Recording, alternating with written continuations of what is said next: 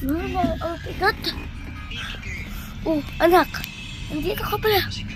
Ano? Uy. Papa. Pinili mo kung ano?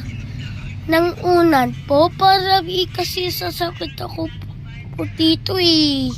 Oh, nak. Meron na naman ako dito eh. Okay na, nak. Uy, ay, thank you, Papa. Thank you po.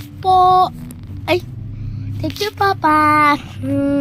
Wala nga naman. Ilagay mo na ito. Ay, ako na lang.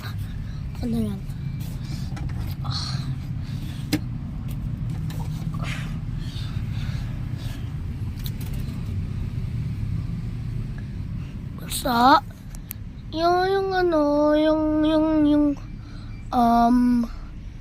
yun na si mama mo.